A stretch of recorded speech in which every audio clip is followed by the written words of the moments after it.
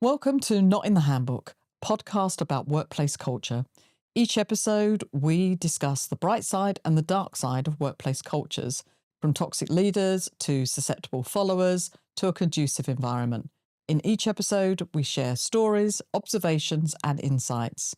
So join me as your host, Susan Hetrick, as we dive into this. Okay, so welcome to Not in the Handbook. Thank you for joining us. I'm joined today by Colin Ellis. Colin is an award-winning author and speaker and culture consultant, and you consult with many organisations, blue chip organisations around the world. So very excited to have you here. Thank you. We're going to talk about your book as well, because it's called Detox Your Culture, and I'd really recommend it. And there were three things that were standout areas.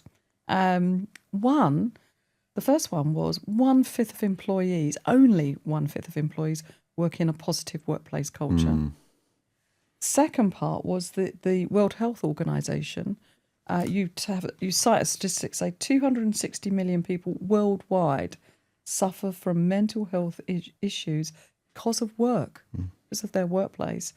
And the third area was around that women are 41% more likely to experience a toxic workplace. So those were three things. But I also want to talk about, because you talk about toxic leaders, you talk about the types of workplace cultures. So very warm welcome. Thank you, Susan. Thank you. Okay. I feel like there's lots to get into. Interestingly, the World Health Organization statistic was the one that made me want to write the book, because I felt, how have we got ourselves into this position where it's adversely affecting so many people's health? And yet whenever you speak to certainly a senior leader, not on their watch would there ever be a toxic culture, and yet the statistics prove otherwise. Yeah. And I think there's a really important part in the book as well that you say that, look, culture doesn't happen by accident, and this is where, saying that, as a leader, you need to be constantly looking at culture, and it's not something that just happens and it's all good and it stays good forever. You have to keep watching it and keep monitoring it so they don't happen overnight. Now, I think I'm probably going to, because my book was about toxic workplace cultures, so we're going to share some insights. But I think it was interesting. We've approached it from quite some different angles. So why don't you tell listeners how you got into workplace culture? That was one statistic, but what motivated you to write the book? Well, how I got into workplace culture. So taking you back a long time ago in the late 1990s, I was approached to become a project manager for year 2000, which some listeners might have to use Wikipedia to look up. Year 2000. And I was selling advertising space at the time. I was working in regional newspapers in Liverpool. And anyway, I got the job, and I said to my boss, who was a really great guy, I said, I have no idea. I was honest. I was like, I have no idea what to do. And I'd been a team leader within advertising. And he said, listen, for everything that we've heard, you're really great at building a good team. So I want you to take all of that knowledge and also learn about project management. So we used to go to the library at the weekend back in the day, the days before Google. But I didn't, even though my teams the teams that I led were good, I didn't really know what I was doing. So I remember sitting down and writing down, well, what is it that I actually do to build a team? And then over the period of probably about a year, I really started to document and really think about, well, how do you construct this thing called a team? So I had a real passion for it. I felt like I'd found my niche. That's the thing that I wanted to do. And so then I carried on developing that, throughout my senior management positions. Every time I got a new role, I was always thinking, right, how do I build a team? And it was always cooperative. It was always with the people that I was working with. It was never my team. It was our team. It was something that we could take pride in. Emigrated to New Zealand in 2007, took the same principles with me. And all of a sudden then, Susan, it kind of became a thing. And I realized post-global financial crisis, when we really started to talk about culture around about 2010, 2011, culture became a thing. Not that people were doing anything about it necessarily. All of a sudden we were talking about it, and basically what had gone wrong during the global financial crisis. And so around about 2000, I got passed over for a C-suite job because they didn't want someone whose focus was culture. That's what I sold myself on. They're like, we don't want that. Oh. We want someone with technical expertise. I was like, oh, okay. And even though I felt like they were wrong, I was like, right, I'm going to go out on my own. And so really developed a structure. But as you well know, you can't develop a structure around this is how you build a culture without knowing that it's grounded in fact and you've done your research, and yes, it is the most important thing, and why is it the most important thing, and are the things that I'm doing the right things, and then how has it evolved over time. So that's really where my interest came from. And the first culture book that I wrote, which was 2019, is a book called Culture Fix. And it was almost like, listen, if you've got problems, here's how you fix them. I like practical know-how. And then for Detox Your Culture, that was really a response to so many people suffering in work. There was a toxic culture story in the media almost every week, and still is. And I just thought it just doesn't need to be this way. And so really it was about raising awareness of, hey, listen, here's some case studies and some examples which you eloquently put in your book as well. Here's some things not to do to make sure that you avoid a toxic culture. I find it really interesting because you describe both the ideas around, and we'll get on to talk about 3 types of toxic leaders, but I think the first piece was, well, what constitutes a toxic culture? And there are, I think, naysayers, I'm going to call them naysayers, but say there's no such thing as a toxic workplace culture. What's your thoughts on that? I think it's open to interpretation. Interestingly, when I wrote Detox Your Culture, I spent about 2 hours speaking to a lawyer. I said, listen, based on your experience, what have you seen? Because lots of times people will label something as toxic when they don't get the conditions or the communication often that suits them. And there's almost an inherent selfishness we have as humans, is everything should be tailored to me. And the reality is just not that way.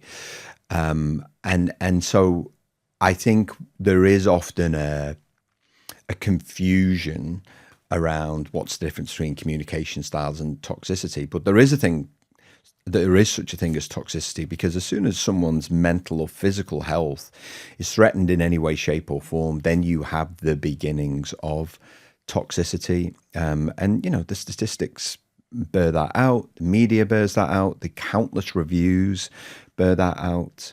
The Met Police is one such example. It just keeps rumbling and rumbling and rumbling almost every week. Mm-hmm. And you see that reflected in the services that they provide, despite the Chief Constable and what he's trying to do, Chief Inspector and what he's trying to do. It's just a constant in their working environment. And you describe, you try to look at the sort of analysing a culture by taking 2 drivers, and they're different from the way I look at it, because I look at it from a normalisation of deviance. In other words, risk becomes unacceptable behaviours become more accepted, and cognitive dissonance. You look at it slightly differently, and I like the way that you've looked at that. You look at emotional intelligence, and you look at engagement, and you describe, if there's low emotional intelligence, one example, and low engagement, you've got a pretty stagnant culture. Then you describe what you call a combatant culture, vibrant culture, and a pleasant culture. Do you want to kind of talk a bit more about how you came to those drivers for a culture, and how does it play out in practice? Whenever we write about culture, we want to make it as accessible as possible. So what I wanted to do was really look at those human dynamics that happen day to day, and almost give people an easy way to understand that. And so emotional intelligence it's self-awareness, it's us understanding ourselves as human beings, but it's also us managing our emotions day to day. So we know that to be true in the workplace.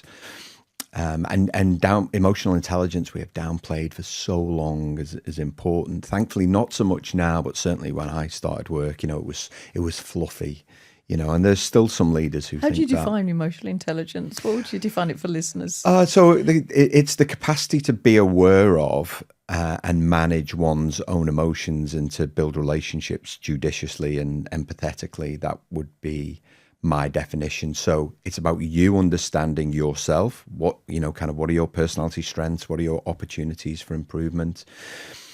And also understanding when you feel natural emotions like anger and frustration, and then how you choose to demonstrate those or not.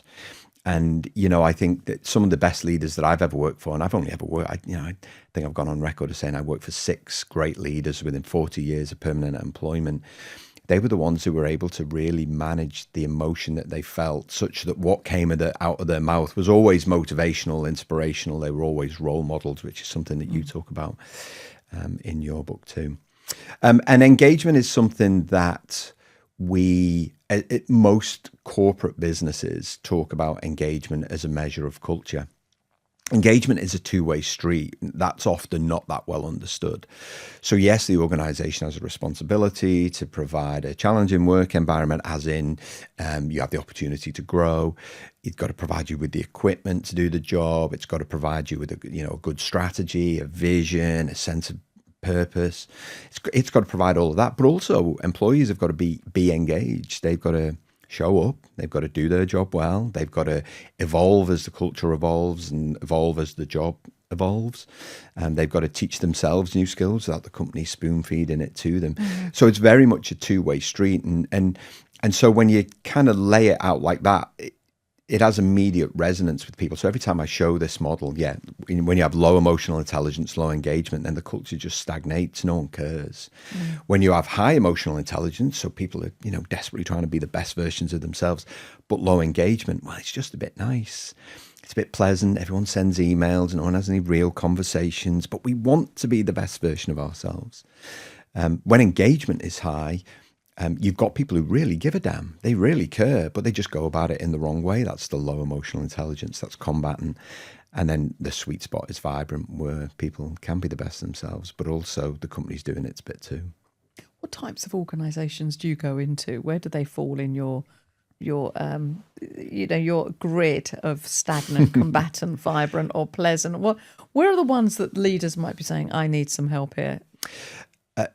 So largely when the cultures are either pleasant, so they're just a bit nice. So I'm working with an organisation right now, FMCG company. I'm just starting to work with them. They have some pretty ambitious growth targets this year.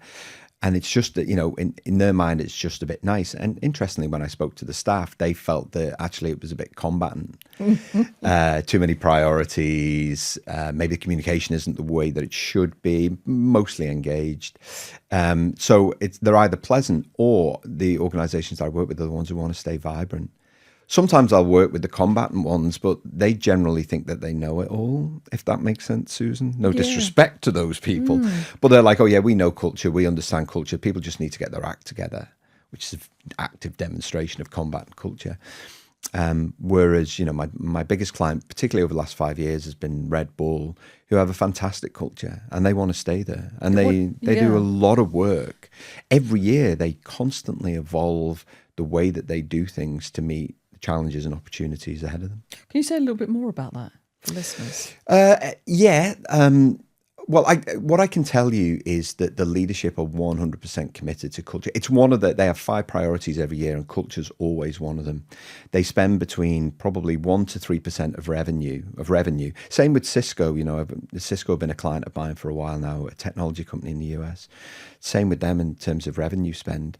Is they put time, thought, effort, money into developing their culture. They're constantly looking at what's changed, what's new. When we had post-COVID, we had virtual work. They were thinking about how do we evolve our cultures. Obviously, they're global, so they recognize that the culture can't be the same in every country. So they have that real awareness of, well, it looks different here and here, but as long as everyone's conforming to the philosophies, they call them philosophies, they also have a set of values, then this is how we maintain that consistency.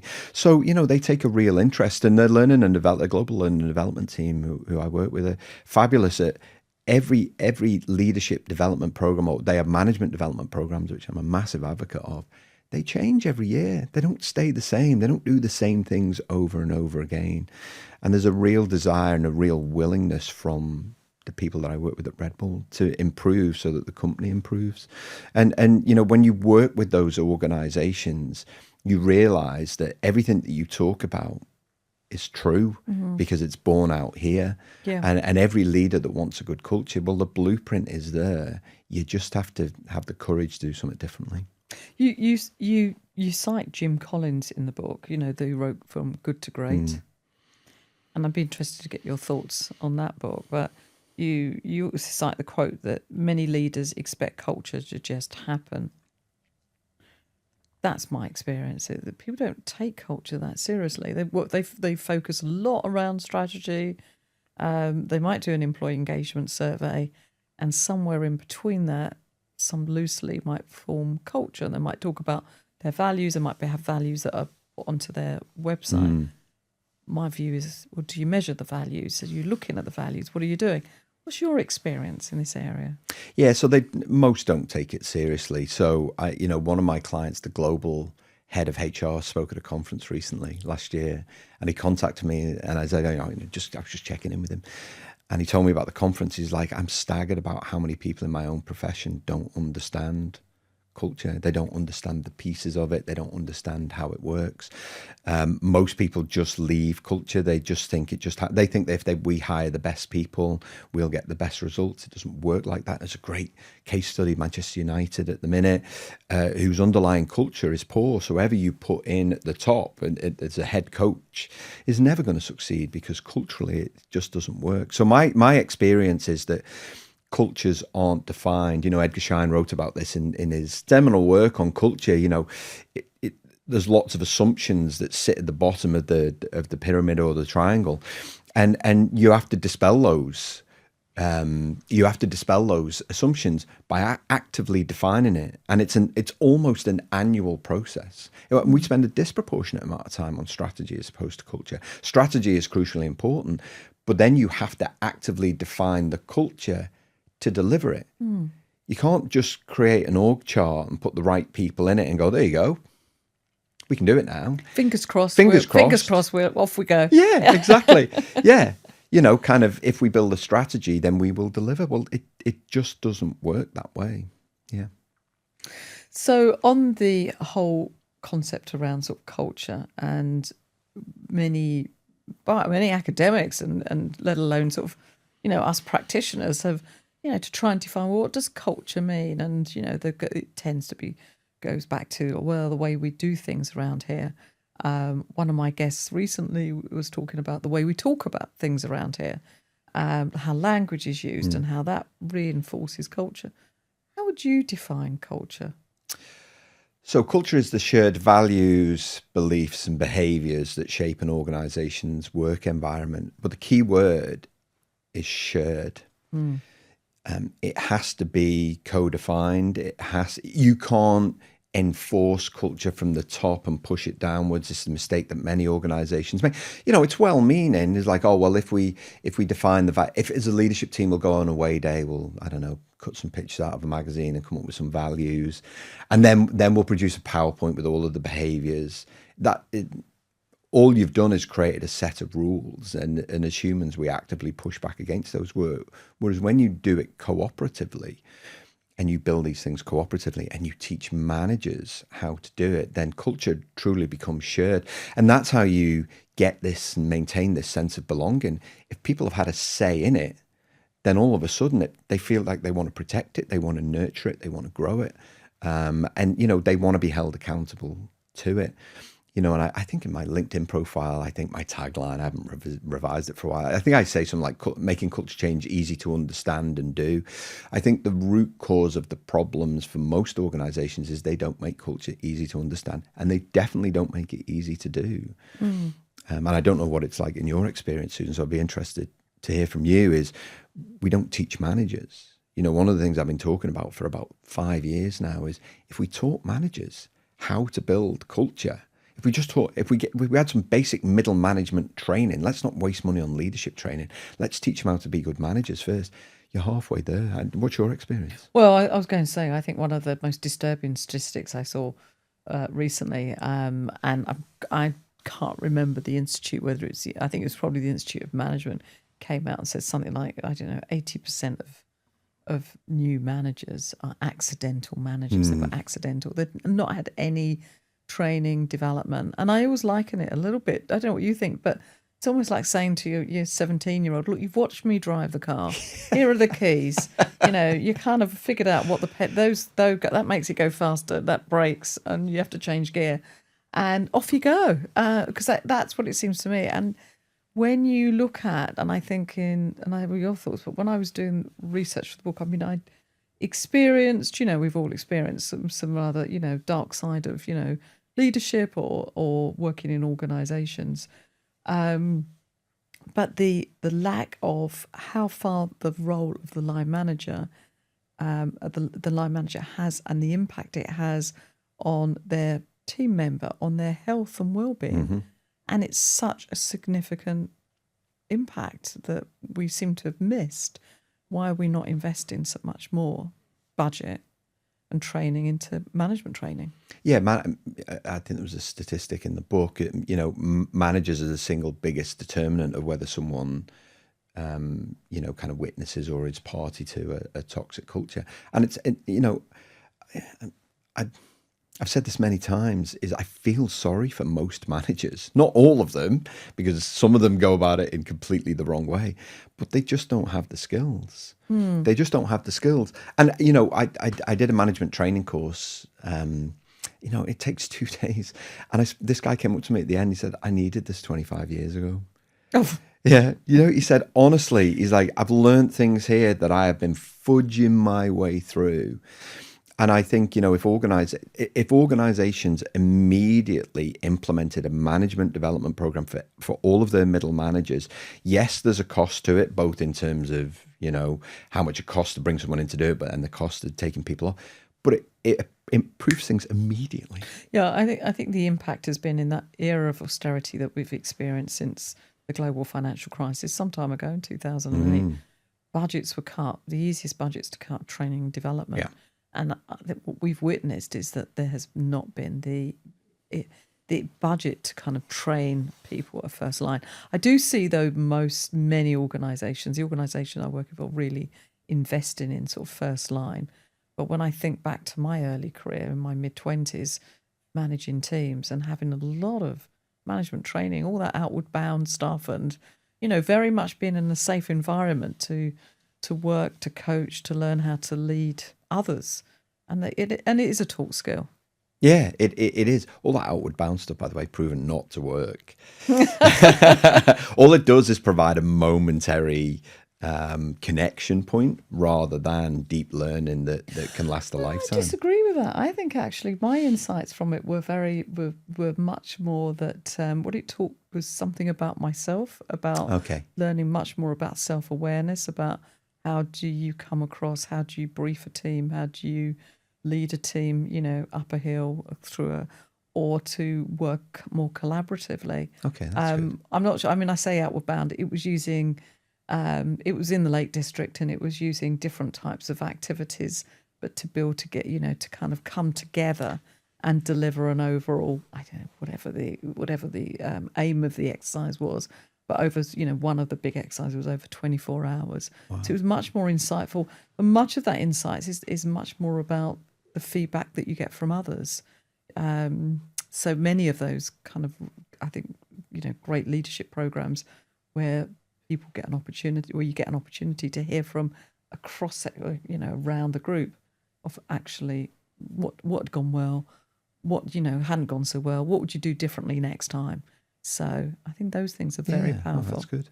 Yeah. Feedback is a great example. That's, and we should talk about that. I know some people have an allergic reaction to outward bound. It's like immediately knitted hats and waterproofs, and it's raining. You've got to have the obligatory rain. Especially in the Lake District. Yeah. But I beg to differ. I think that. But I do think there was lots of other types of training and development that went on. But I do think around and. One of the pieces I wanted to come to when we think about the differences from when we sort of grew up, when we were, in our sort of early stages of career, what differences there are today to millennials coming into the workplace. You cite that and you allude to that in the book around saying that, millennials want different things coming into the workplace. What's your thoughts on that? Yeah, millennials and Gen Z, millennials are now kind of the middle managers for many organizations. I remember speaking to a leader a couple of years ago, and he was just like, we just need to get back to the way it was in my day. I'm like, well, those days are gone. And he's like, why? I was like, because we changed them. We as parents changed them. when we first came into the workforce, and my dad said to me, my first job working as a teller for NatWest, he's like, head down, bum up. If your boss gives you a crack, you've deserved it, and that was his experience, product of the working class in Liverpool.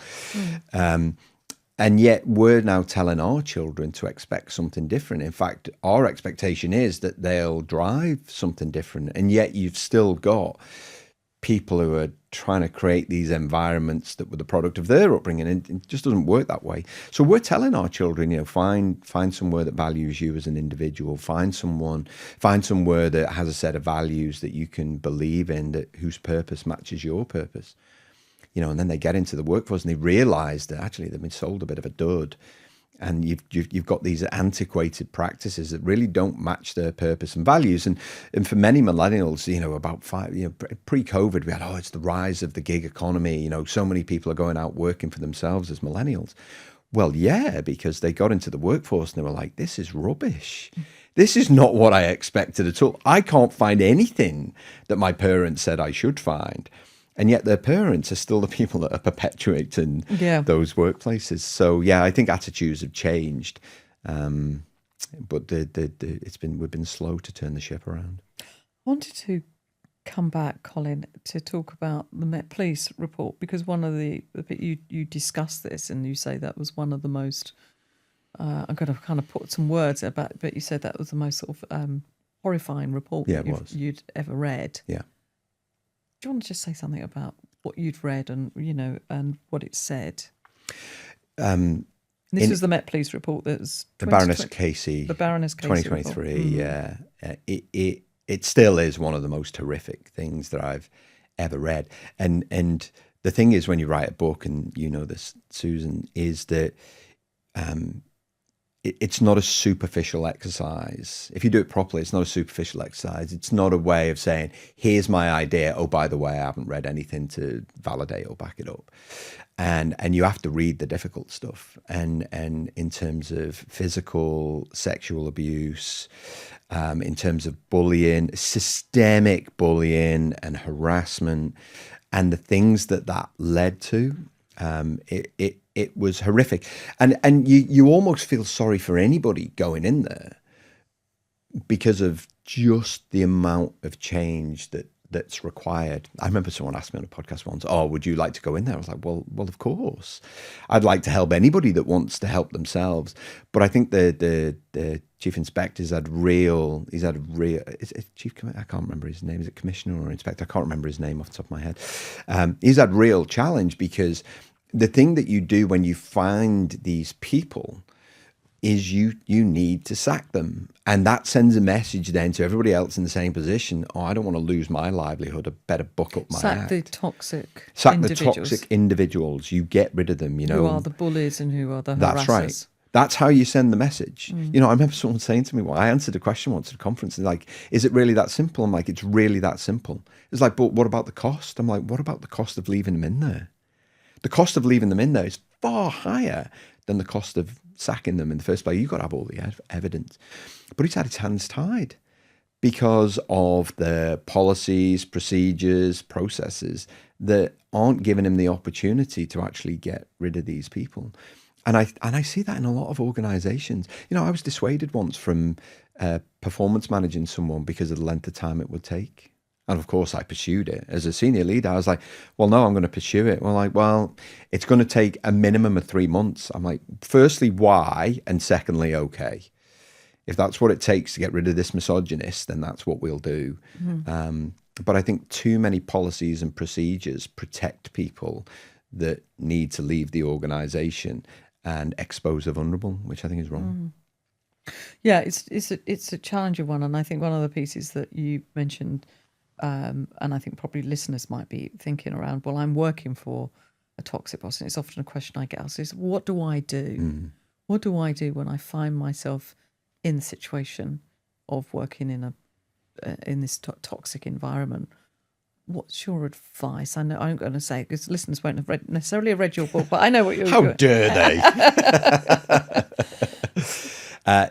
So I've worked for a toxic boss and I worked in the toxic culture. So I have some level of knowledge. It was different because I was more of a senior person at the time. So I felt like I had the level of experience. It's a really difficult one. The classic American advice is, well, if you don't like your job, just leave. It ain't that easy. It really isn't that easy when your livelihood depends on it. You get up every morning, you don't want to go to work, you have that feeling in the pit of your stomach, you don't know what you're going to face every day. It's just a horrible environment to be in. My advice is always to, don't become them. Do what you need to do to make sure that you're doing the work that needs to be done. Don't give them an excuse to be a bully. It's very easy to say, very difficult to do. Document everything. You do need to write things down. You need to document it. Again, in an ideal world, we wouldn't have to do this, but you, at some stage, if you've made a complaint, you're going to have to prove your case. If it is possible for you to start looking elsewhere for a job, this is the thing that will make the immediate difference to you, and find some like-minded people that you can talk to. It's so hard every single day getting up in the morning, and the emotion that is drained from you by these individuals, some of whom do it deliberately, some of whom don't do it deliberately. So find someone that you can talk to, share your experiences, who can be almost an emotional sponge for you, but always take positive action. As soon as you have a case, then raise it and, pray that it takes seriously. You mentioned that you'd had that experience. Was that a kind of prime motivator to write the book? To, in a way, sort of quite cathartic to understand what on earth had gone on? Yeah, it was, because I knew it was behavior related, but you don't really understand the dynamics until you really dig deep into it. And essentially, in a nutshell, so I was a senior leader within a government agency, and my boss, his approach towards us as a senior leadership team started to change, and we started to notice it, and it was a little bit strange. And he'd become way more direct, and then all of a sudden he was swearing at us. And I'm not having that. We're here to do a job, not to be bullied or harassed. Anyway, it turned out that he was being bullied by his boss, who was facing all kinds of pressure from the minister. And this guy had form. He was one of those, he was the classic bully. He was like, if I bully you, you deliver this, and then I look good because I've got this result in the shortest amount of time. And I remember I had a really robust conversation with my boss and said, you can't treat me, you can't treat others like this. Well, no one else is complaining. I'm like, no one else feels safe to speak up. I was like, yeah, I'm a little bit different. I'm not going to take that kind of bullying. And his approach changed to me, but not to everybody else. So I had a word with him. I was like, well, you might have changed towards me, but not everybody else. You still can't talk to us like this in this group format. You don't understand the pressure that I'm under. So it helped me to understand to a degree why he'd behaved in the way that he had, but it doesn't excuse the behaviour. No, but did it help you did it inspire you to write the book in some way? It was partly an inspiration. It was one of those things that I'd experienced, I've seen other people experience. And so if I can help people understand how to avoid it in the future, then this would be a good thing to do. Okay. Can we talk about Speak Up? It's one of the areas around Speak Up, and which is used in organisations as or form of whistleblowing.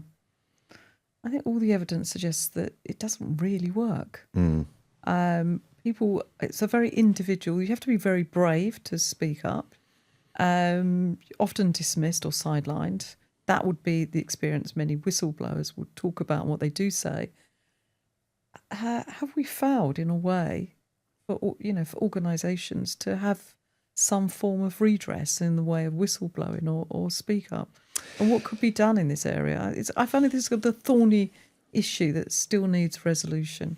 Well, we're not very good at feedback, Susan. I always, certainly with the teams that I led when I was a senior leader, we actively defined our culture at the start of the year. We set the as a team, as a group, we set the standards. And then we used to have these things called honesty half hours, where we could be honest with each other about what we'd seen, what we'd observed in relation to either the way that we'd communicated, the way that we'd behaved, or in terms of the way that we'd performed. And, at the end of those sessions, you had to say thank you, and that was that. Again, feedback isn't something that we're taught how to give. It's also not something we're taught how to receive. And so that's the way to improve it, is if we can teach people, kind of the power of feedback, how to do it, how to receive it. It's not personal, all of this kind of thing. But to answer your question directly, I think organizations do a lot of well-meaning activities. You can also include diversity, inclusion in there, to sort of say, we're doing this initiative, which we think is the right thing to do. But then, from a DEI, when you still see 6 white middle-aged men on the leadership team and 1 female and she's in charge of HR, when you see anonymous speak up and you've got all of this evidence, but then nothing is ever done about the perpetrators, then people just don't trust it. They don't trust it. They don't think that it works for them.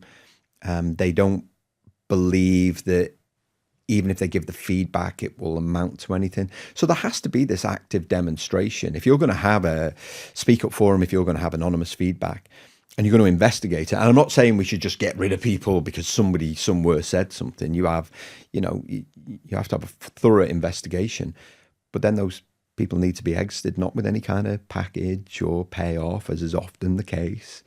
They need to go. And that then reinforces the trust that people have in the process to say, okay, well, this does work, but it takes time. It takes years to embed these things. People, many organizations will have a report of its toxic behavior. They'll have a speak up, they'll do an independent review, and then it'll just all die a death. It's like, well, no, you've started now, and now you have to continue. Yeah. So, let's just come to kind of the toxic leaders, because you talked about toxic leaders and you described 3 types of toxic leaders, and I have got them here, the 3 types you talk about. And I think it's because you reminded me of a really good article by Marcia Wicker that she wrote in 1996. Called Toxic Leaders When Organisations Go Bad. It's really good. It's brilliant. It's really good. And she defined 3 styles of toxic leadership, and it just reminded me of those areas. So the first one was the enforcer. Yep. So these people need hierarchy, certainty and money, and ape the toxic styles of those that they support. You just gave us that with your boss aping, his boss. The second one you talked about was the street fighter. These people are egotistical, often charismatic, and operate on gut level instincts. They coordinate through rewards and punishments and like to win at all costs. Mm-hmm. And the third one was the bully. These people are angry, pugnacious, mad at the world and jealous of those that outperform them. They are bitter about past failures and seek to denigrate others. And I thought it was interesting. You came kind of, those 3 type, and you also say, look, I'm also a fan of personality tests. We should be looking at, the type of people joining us. Do you want to say a little bit more about those types of bullies, of what you see in organisations and the impact on culture? So I think that every organisation of a certain size, usually over 50 employees, usually has at least one of these active at any time, which is really a sad indictment of our organisational cultures. And some are more prevalent in certain cultures than others. So, for example, the street fighter, and I remember having to talk to one directly about this, is something that I see a lot in sales. Because it's very much, we've got to beat them, we've got to win, you've got to be relentless. And they use these words to impose not only their will, but also a particular style. You've got to scrap for everything. You've got to fight for everything. And is this the kind of Wells Fargo? Yes, it's exactly the Wells Fargo. Open up millions of fake accounts. Yeah. We've got to win. And there's a lot of language around. There's a lot of commentary from them saying, we know what clients, we know what our customers want. We're they want more than one account. Well, actually, they didn't know they needed more than one account. Yeah, they're all fake accounts that were being opened. But what was said in the news was real forms of cognitive dissonance going on. Yeah, and it was all about sell at all costs, sell at all costs. The enforcer, I that's what I saw a lot when I was working in. I spent almost 8 years in the public service, I saw a lot of that. People using people's names. Oh, well, the minister wants this. The minister, you don't understand. This is how government works, Colin. You have to play the political game. I used to hate all of that stuff. And it was all about power. It was all about hierarchy. It was about the next job and the next job. And it was all about pay bands. And, well, you're not that grade. If you're that grade, then you can have this say, but you're not that grade, so you can't make that decision. And then the bullies are just people who are just angry at the world. And often, and you know, I always approach any toxic leader with empathy. I'm keen to understand who they are, what they're about, hence the personality test. What's going on in their life. Sometimes there are things going on that you just don't know about. But the bully is just an angry individual, I think, you know. My son had one of these in his previous employment. He worked for a supermarket, and he was just like, it's so old fashioned. And I think, yeah, there's an element of that, you know, that you could just display these, you could just have these outbursts of temper. Like I said, you know, sometimes it's profanities in the office. They're just bitter about something. And they're just going to take it out on you or whoever's closest to you. And each one of these three, you know, has the potential to ruin lives, but in different ways. I certainly, in my experience, speaking to people who've faced this, yeah. So, pretty much, you would see this type of bully inside most organisations. Yeah, at any stage, they don't believe that their actions are toxic. They'll say, "I'm doing what needs to be done to get this company or this team to perform." And that's just not the right way to do it, because the world has fundamentally changed. Listen, that might have worked in the 70s. Mm-hmm. It really might have even worked in the early 80s. It definitely doesn't work now, because we're bringing up our humans to ask for and receive different. You know, we're bringing them up to be emotionally intelligent. My kids were taught empathy and resilience at school. Well, I was never taught those things. I didn't even understand. I didn't even know what empathy was. Mum used to say, put yourself in someone else's shoes, but I didn't really know what that meant as a concept. Let's talk about that word empathy, because Elon Musk said recently, empathy is kind of the enemy of progress, I think. I mean, I kind of paraphrase, but something along those lines. But empathy is like, you know, the thing that's, you know, dragging us all down. Yeah. Everyone's entitled to the opinions. Someone asked me recently about the culture at X. I'm like, listen, you know, the leader perpetuates the culture. And so you know what you get yourself into. If you want to go and work for SpaceX, you want to go and work for X, you know what you're getting yourself into, because Elon Musk, you know, kind of embodies all of those styles that we just talked about. And he thinks that's the right way to do business. Well, fine. If you can get those people who don't care about any of those things, then okay, you can probably make it work. But for the rest of us, we know that empathy is the glue that keeps teams together. Not only that understanding of self, but understanding of others. We recognize that kindness, politeness, these things are crucially important, alongside discipline and a desire to get the work done. You know, they're almost two sides of the same coin. Yeah, we want to be really good human beings, and we also want to do a really good job. This is when we go home at night content with the day that we've had, because we did a good job and we were really good human being at the same time. And that's the lived experience for most people. And I was wondering if you'd seen there was a very good research, and everybody can access that, that's from The Economist in partnership with MIT, that actually analyses a number of organisations. And one of the areas that it looks at in a kind of grid is toxic culture. So it looks at leadership, it looks at toxic culture, it looks at agility would be another one of those. And it's done, MIT did a lot around millions of reviews on Glassdoor. Yeah. Shoveled all of that through the kind of big data sets, came out with this analysis. And it found, you know, you can actually look and see a number of organisations that might fall, you know, would fall, they've got a toxic culture piece, would say that this is where they would sit, you know, and some of those, exactly what you've just alluded to, those organisations that sit there. So I think, you know, perhaps if anybody, listeners, are thinking about a new job, it's a good way to kind of go back and have a look at, you know, how is that organisation perceived, you know, in summary. It's Not- mainly a US-centered Yeah. index, but it's a useful index. It's useful here as well, and not to oversell Glassdoor, not on their books at all. But it's. I always say it's the same with any kind of Google review. If it's between 3.8 and 4.3, it's kind of the general, that's the norm. If it's 4.5, it's a great place to work. You look at Timpson's and people like this. In 4.3, 4.4 as a Glassdoor score, yeah, people want to work there. Well, let's talk about where you see your work making genuine change, where it really does improve workplace cultures for the positive. So I can, where I've seen the greatest change is when we help people to understand what culture actually is.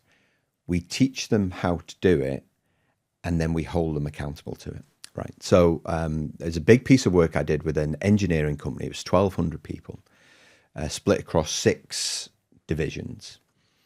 And so the work that I did, and my focus, Susan, is always, I'm not looking to build a massive consultancy.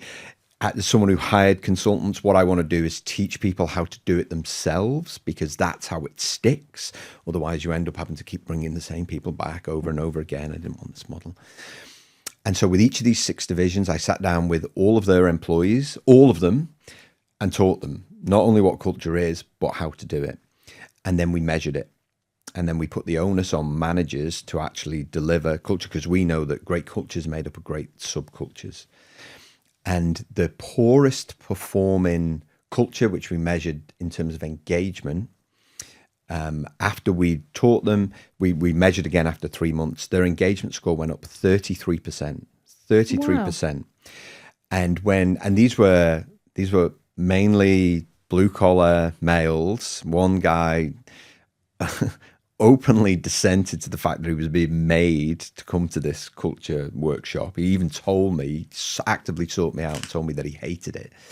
But afterwards said that it was the least shit thing he'd ever done. So that was a good thing. The least shit thing. The least shit thing, yeah. So, it was kind of a thinly veiled compliment. But when we said, what's changed? And, the managers said, we never realized we had responsibility for it. We always felt that it was somebody else's responsibility. Now we know that it's within our gift to actually change, evolve, grow. We really care about it. And the HR manager said to me, she was just like, but I've been telling them that for years. It's like, well, yeah, there's telling them and there's them knowing how to do it. And so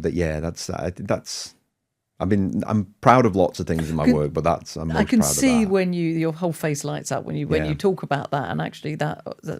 So what next for you, Colin? What's the next book or the next part of your journey? Book. I've started working in sports. Football is my biggest outside of work passion, and the world of sports has been really slow to catch up with what corporates are doing on culture. And even though I still do the corporate work. So what's next is to carry on helping people to better understand it. I write a daily blog where I break down one element of culture in the hope that, it just, sets something off in somebody's mind, Susan. But I'm keen to help sports people to understand it, because the different generations in the different sports also expect different things. So I'm doing some work in there.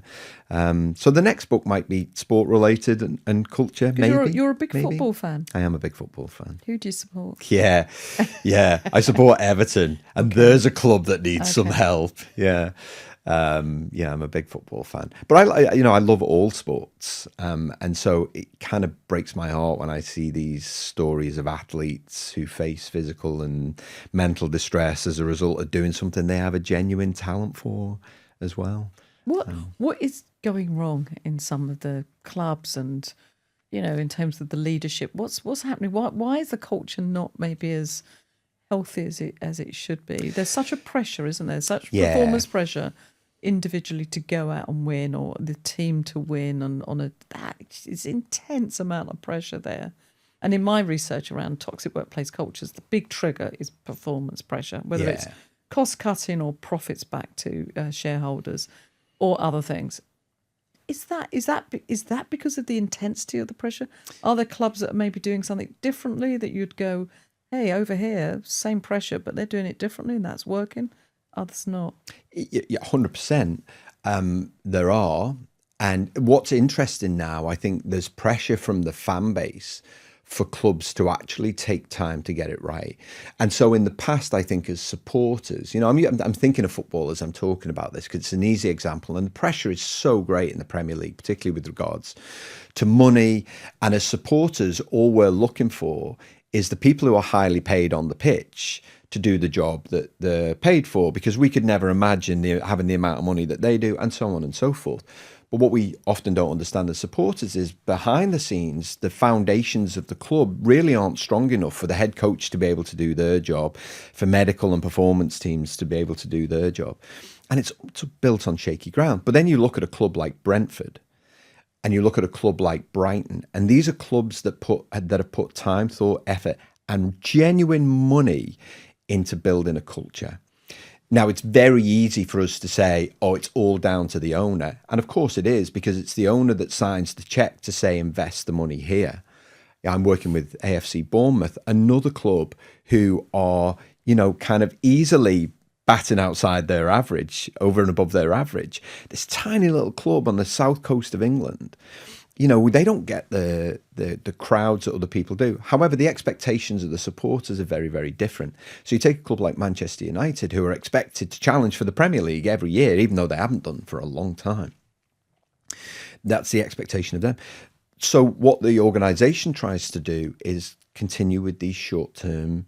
It's the head coach, but the head coach doesn't dictate the culture of the club. When Manchester United were the most successful, Alex Ferguson was the catalyst for the culture of the club. Alongside Martin Edwards, it was the two of them working together.